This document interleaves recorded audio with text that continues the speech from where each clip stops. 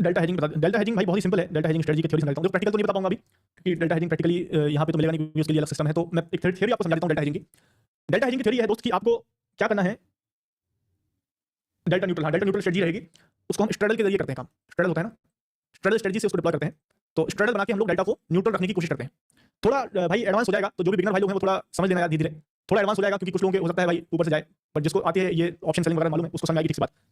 Market अभी sideways है तो थोड़ा समझ लेते हैं, ठीक है। डेल्टा हेजिंग पहले तो समझ लो डेल्टा क्या होता है। डेल्टा तो आपको पता ही क्या होता है, जल्दी बताऊंगा थोड़ा, क्योंकि जो समझदार है वो समझ जाएगा, बाकी जिसको नहीं आता वो बोल भी नहीं होगा, ठीक है। सबसे पहले समझते हैं डेल्टा क्या होता है। डेल्टा क्या होता है कि भाई निफ्टी 100 पॉइंट मूव करेगी तो ऑप्शन कितना मूव करेगी वो कैलकुलेशन बनाने का काम डेल्टा करता है।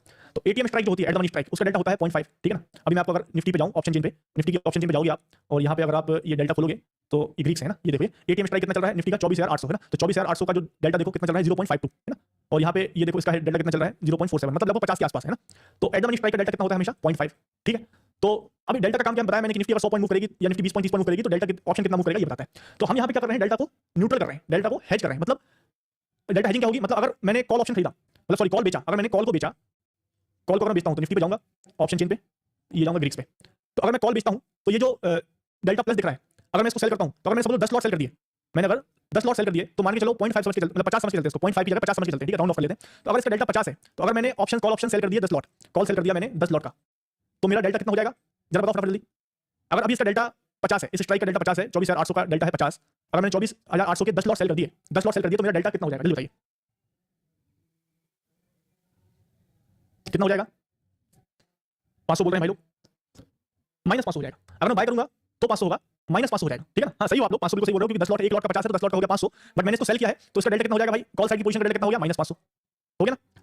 अब मैंने सेम टाइम पे एट द मनी स्ट्राइक का डेल्टा सेल किया है, अब मैं एट द मनी स्ट्राइक का पुट भी सेल कर दूंगा।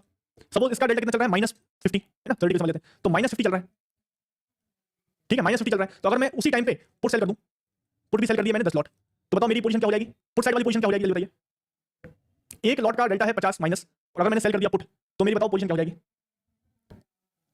500 हो जाएगी, बिल्कुल करेक्ट, 500 हो जाएगी, 500 प्लस। तो जब मैंने कॉल सेल किया -500, मैंने पुट सेल किया +500, तो मेरा डेल्टा कितना हो गया 0, डेल्टा कितना हो गया 0। इसे कहते हैं डेल्टा हेजिंग। मैंने सेम एटीएम स्ट्राइक का कॉल बेच दिए, सेम एटीएम स्ट्राइक के पुट बेच दिए, मैंने कॉल में डेल्टा नेगेटिव कर दिया, पुट में डेल्टा पॉजिटिव कर दिया, सेम स्ट्राइक था इसलिए 50-50 वाले स्ट्राइक थे, 0 हो गया डेल्टा मेरा, डेल्टा हो गया मेरा 0। अब आप बोलोगे सर इससे क्या हो जाएगा, इससे क्या हो जाएगा, अगर मार्केट ऊपर गया तो कॉल में आपको नुकसान होगा, पुट में फायदा होगा, तो 0 आप तो कमाओगे नहीं। ये डेल्टा है दोस्तों, प्राइस नहीं है, ये डेल्टा है ना, प्राइस हो सकता है इसका 100 हो, इसका भी 100 हो, है ना, प्राइस हो सकता है इसका 100 हो, इसका 100। तो आप बोलोगे अगर मार्केट ऊपर गया तो कॉल ऊपर जाएगा, कॉल में नुकसान होगा, पुट में फायदा होगा, तो कमाओगे कैसे, 0 प्रॉफिट 0 लॉस। तो इसमें कमाते हैं हम लोग थीटा डी के से, कमाते कैसे थीटा डी के। क्या होता है कि अगर हमने डेल्टा को न्यूट्रल कर दिया, मतलब कि ना हम प्राइस निफ्टी के प्राइस मूवमेंट से कमाना ही नहीं चाहते, समझ रहे हो।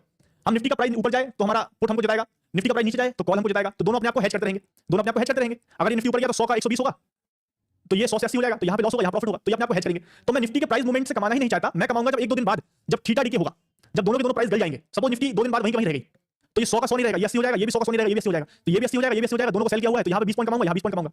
तो मैं कमाऊंगा थीटा से, थीटा गेन करूंगा मैं डेल्टा को हेज करके, समझ आ रही बात। तो ये है बेसिक लॉजिक डेल्टा हेजिंग का। अब आप बोलोगे सर मार्केट तो मूव करेगा, ऊपर नीचे होगा, तो ये हो सकता है 500 का डेल्टा बढ़ के 700 हो जाए, ये हो सकता है 400 हो जाए, तो फिर क्या करोगे, फिर पोजीशन ऐड करूंगा। जैसे फॉर एग्जांपल मार्केट बढ़ गया, हमने हेज किया 24,500 पे, 24,800 पे, मार्केट बढ़ के 25,000 पे पहुंच गया, तो डेल्टा बढ़ गया, तो आपका कॉल का डेल्टा क्या होगा, कॉल जो होगा वो हो जाएगा इन द मनी, हो जाएगा ना। मार्केट ऊपर जाएगा तो कॉल इन द मनी हो जाएगा, तो इसका डेल्टा हो जाएगा 700 नेगेटिव, और इसका डेल्टा रह जाएगा हो सकता है -300 हो जाए, सपोज सॉरी +300 हो जाए, तो डेल्टा डिस्टर्ब हो गया, अब 0 नहीं बचा डेल्टा, अब डेल्टा कितना हो गया 700 और 300, 400 नेगेटिव हो गया, डेल्टा कितना हो गया 400 नेगेटिव। तो उसको हेज करने के लिए क्या करना पड़ेगा, 400 पॉजिटिव लाना पड़ेगा। 400 पॉजिटिव कैसे आएगा, 8 लॉट एट द मनी के बेच दो, पुट के 8 लॉट एट द मनी के बेच दो, तो ये 400 ऐड हो जाएगा। तो पुट में जैसे मार्केट ऊपर गया, हमने पुट में पोजीशन बढ़ा दी, तो फिर से डेल्टा 0 हो गया, तो फिर मार्केट वहीं घूमेगा, थीटा गेन से कमाएंगे, थीटा गेन करके कमाएंगे। तो इस तरीके से ये चलता रहता है। फिर नीचे चला गया मार्केट तो फिर डिफरेंस आ जाएगा, अगर नीचे चला गया तो ये हो जाएगा -300, ये पुट बढ़ जाएगा +600, तो ये फिर 300 का डिफरेंस आ गया। तो इसमें क्या करना पड़ेगा फिर अपने को, ये माइनस की पोजीशन बढ़ानी पड़ेगी, तो कॉल सेल करने पड़ेंगे। तो इसमें डिसाइड करना है कि कितना नेगेटिव होगा कितना पॉजिटिव। सपोज हमने डिसाइड किया कि 200 नेगेटिव 200 पॉजिटिव पे हम लोग पोजीशन बढ़ाएंगे, तो जैसे यहाँ पे डिफरेंस आपका 0 से 200 + 200 माइनस हुआ, पोजीशन बढ़ाते चलो। तो इसमें कैपिटल हमेशा पहले 40% लगाते हैं, फिर 60% ये फायर फाइटिंग के लिए रखा जाता है, डेल्टा हेजिंग करने के लिए, और इसमें प्लस करते हैं, माइनस भी कर सकते हैं। अगर पोजीशन ऐड कर रहे हो, अगर आपका कैपिटल नहीं है तो आप पोजीशन घटा भी सकते हो। जैसे यहाँ पे अगर 600 हो गई, यहाँ पे 300 हो गई, तो 600 से 300 घटा दो, ये 6 लॉट भी दो इसके, 300 हो जाएगा, 0 हो जाएगी। तो ऐसे करके काम, ये बड़ा कॉम्प्लेक्स है, तो इसलिए इसको एल्गो के साथ करना पड़ता है, बट थ्योरी आई थिंक आपको समझ में आ गई होगी, है ना, समझ में आ गई ना थ्योरी भाई। हाँ मैं पता है मार्केट देखो, कई लोग बोल होने लगे, कई लोग कह रहे हैं भाई मार्केट देखो समझ नहीं आ रहा है कुछ, तो इसलिए मैंने इसको शॉर्ट में रखा है दोस्त, तो थोड़ा भी नॉलेज है वो समझ गया होगा किस तरीके से काम किया इसमें ना।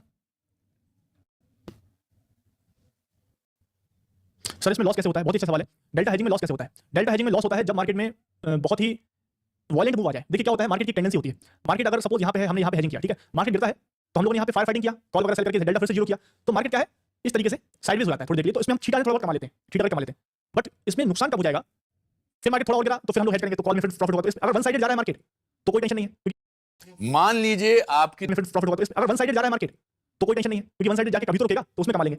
इसमें फंसते कब है, जब मार्केट किसी भी डायरेक्शन में वॉलेटली नीचे गिरा, हमने न्यूट्रल बनाया, यहाँ पे मार्केट नीचे गिरा, हम लोगों ने यहाँ पे एक तरीके से कॉल सेल की है, ठीक है ना, और मार्केट तुरंत पलट गया, इसमें फंस जाते हैं, यहाँ फंस जाते हैं।